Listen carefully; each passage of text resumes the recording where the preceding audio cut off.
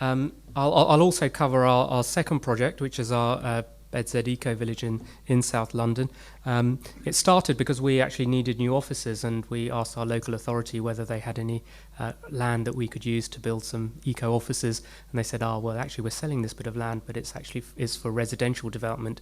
You might want to build your offices there and also build an eco village. So we put together the project to do this, working with the Peabody Trust, Bill Dunster Architects, Arab Engineers, and others. And that set a benchmark for eco housing in the UK, and actually, it's become internationally well known as well. So very energy efficient buildings, energy efficient appliances, looking at supplying from the energy requirements from renewable energy, reducing transport right down, introducing car clubs, and we had the first car club in the UK, in London, actually, in our development, and now they're spread around London. Organising local food, composting and recycling, so creating a whole sustainable lifestyle. And our offices are within the Bedzed development, and Sue and I live there as well.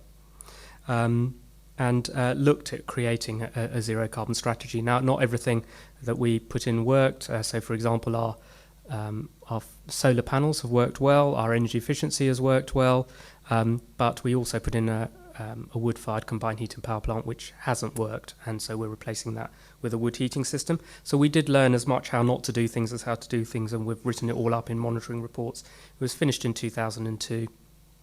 But it is a great place to live, and one of the figures from our last monitoring report is that at Bedzed, the average person living in our development knows 20 of their neighbours by name, where the surrounding area is about 8 and the UK average is closer to 3. So we've created some real social capital, and that actually has been mainly by things like reducing car use, creating spaces instead of spaces for cars, creating spaces for people, so children then play out in the streets, so parents meet each other, neighbours meet each other, so we start creating that healthier community spiritedness which reduces crime, so we don't have graffiti within our development, unlike the surrounding area.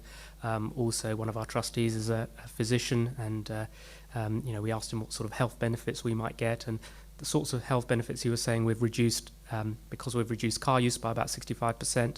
If people are walking or cycling more, then we'll be tackling the epidemic we have of obesity, diabetes. If people know their neighbours, they're less likely to become isolated, more likely to be protected against mental health problems as well.